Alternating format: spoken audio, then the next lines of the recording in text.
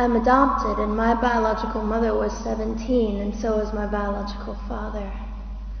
She was 7.5 months pregnant when she decided to go to Planned Parenthood, which is the largest abortion provider in the world, and they counseled her to have a late-term saline abortion, which is a saline salt solution that is injected into the mother's womb. The baby gulps that solution, it burns the baby inside and out, and then she is to deliver a dead baby within 24 hours. And to everyone's great shock and surprise, I didn't arrive dead but alive on April the 6th, 1977 in a Los Angeles County abortion clinic. What's fantastic about this, about the perfect timing of my arrival, is that the abortionist was not on duty yet. So he wasn't even given the opportunity to continue on with his plan for my life, which was death. And I know that I am in a government building, and a beautiful one it is, and I love your country as well as my own. But I know in the age that we live in, it is not at all politically correct to say the name of Jesus Christ in places like this. To bring him into these sorts of meetings, because his name can make people so terribly uncomfortable. But I didn't survive so I could make everyone comfortable. I survived so I could stir things up a bit. And I have a great time doing it.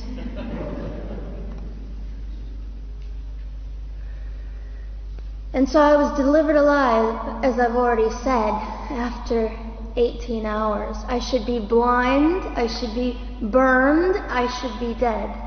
And yet I'm not. You know what is fantastic vindication is the fact that the abortionist had to sign my birth certificate. So I know who he is. And it also says, for any skeptic listening, on my medical records, born during saline abortion. Ha! They didn't win. I've done some research on the man that performed the abortion on me. And his clinics are the largest chain of clinics in the United States of America, and they gross $70 million a year. I read a quote from him at some point several years ago, and he said, "I have aborted over 1 million babies, and I consider it my passion." I tell you these things because, listen, ladies and gentlemen, we are in an interesting battle, whether we realize it or not, in this world. It is a battle between life and death. What side are you on?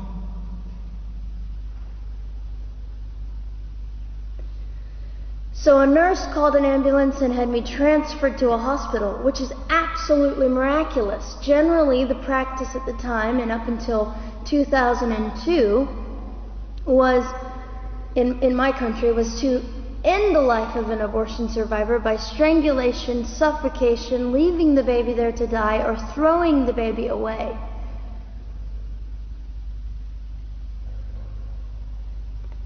But on August the 5th, 2002, my extraordinary President Bush signed into law the Born Alive Infants Protection Act to prevent that from occurring anymore. You see, we're playing for keeps. We're playing I'm hoping to be hated by the time that I die so that I can feel God about me and understand what it was to be hated. He was hated. Christ was hated. And not that I look forward to being hated, but I know along my journey, I know I'm already hated because I declare life. I say, you didn't get me. The silent Holocaust didn't win over me. And my mission, ladies and gentlemen, among many things, is this: to infuse humanity into a debate that we have just compartmentalized and set on a shelf and said it is an issue. We have removed our emotions. We are becoming harder. Do you really want that? How much are you willing to take, and how much are you willing to risk to speak the truth in love and graciousness and stand up and at least be willing to be hated? Or at the end of the day, is it all about you or me? And so, after that, I was placed in an emergency foster care home, where they decided they didn't like me very well, and as I'm fond of saying, I don't know how you could not adore me right from the start. What is wrong with these people? But they didn't. You see, I've been hated since conception by so many, and loved by so many more, but most especially by God. I'm his girl. You don't mess with God's girl. I got a sign on my forehead that says, you better be nice to me because my Father runs the world. So after I was placed in the mean home, I was taken out of the mean home and placed into another home, a beautiful home, Penny's home. And she said by this time I was 17 months old, 32 pounds of dead weight, and diagnosed with what I considered to be the gift of cerebral palsy, which was caused directly by the lack of oxygen to my brain while I was trying to survive. Now I am just compelled to say this. If abortion is merely about women's rights, ladies and gentlemen, then what were mine? There was not a radical feminist standing up and yelling about how my rights were being violated that day. In fact, my life was being snuffed out in the name of women's rights. And ladies and gentlemen, I would not have cerebral palsy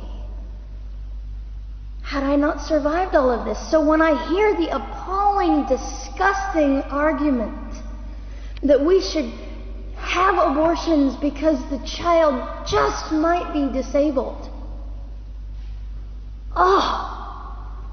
the horror that fills my heart. Ladies and gentlemen, there are things that you will only be able to learn by the weakest among us.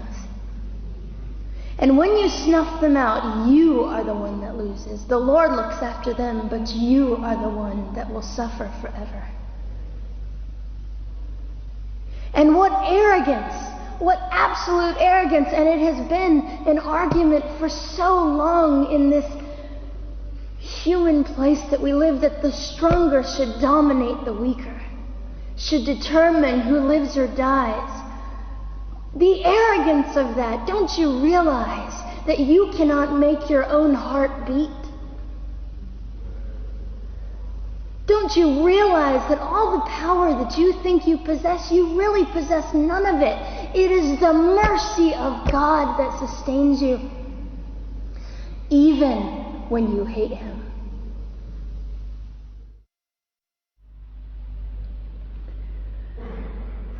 So they looked at my dear Penny and they said, Gianna will never be anything, which is always encouraging. And she decided to ignore them, and she worked with me 3 times a day, and I began to hold up my head, and they said, well, Gianna will never this and never that. Long story shorter, I was walking by the age of 3.5 with a walker and leg braces, and I stand up here today with a mild little limp, and without a walker and leg braces. I fall gracefully sometimes and very ungracefully at other times, depending on the situation. that I consider it all for the glory of God. You see, ladies and gentlemen, I am weaker than most of you, but this is my sermon. And what a small price to pay to be able to blaze through the world as I do and offer hope. And I think in our misunderstanding of the way things work, we misunderstand how beautiful suffering can be. I don't willingly sign up for it, but when it comes, we forget.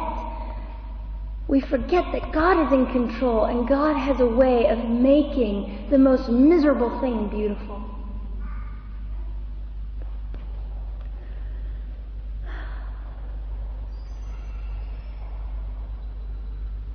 I have met my biological mother. I have forgiven my biological mother. I am a Christian.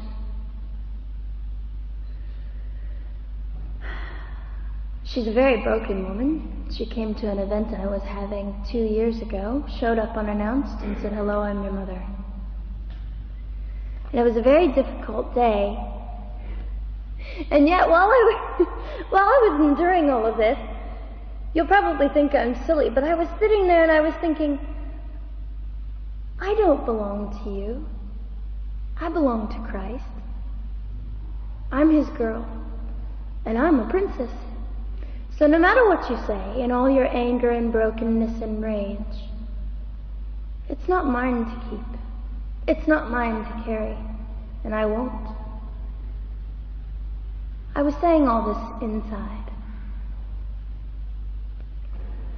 So ladies and gentlemen, you have an opportunity. But for just a brief moment, I would like to speak directly to the men in this room and do something that is never done. Men, you are made for greatness. You are made to stand up and be men. You are made to defend women and children, not stand by and turn your head when you know murder is occurring and do nothing about it. You are not made to use women and leave us alone. You are made to be kind and great and gracious and strong and stand for something. Because men, listen to me. I am too tired to do your job. Women, you are not made for abuse. You are not made to sit and not know your worth and your value. You are made to be fought for forever. So now is your moment. What sort of people are you going to be? I trust incredible. I trust, men, you will rise to the occasion. To the politicians listening, particularly to the men, I would say this: you are made for greatness. Set your politics aside. You are made to defend what is right and good. This fiery young girl will stand here and say, now's your moment. What sort of man do you want to be? A man obsessed with your own glory, or a man obsessed with the glory of God?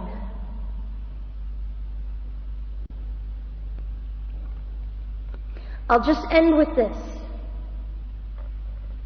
Some of you might be slightly annoyed that all I keep doing is talking about God and Jesus. But how on earth can I walk about limping through this world and not give all my heart and mind and soul and strength to the Christ who gave me life? So if you think I'm a fool, it's just another jewel in my crown. My whole intent in living here is to make God smile. I hope some of this made sense. It just came from my heart. God bless and keep you.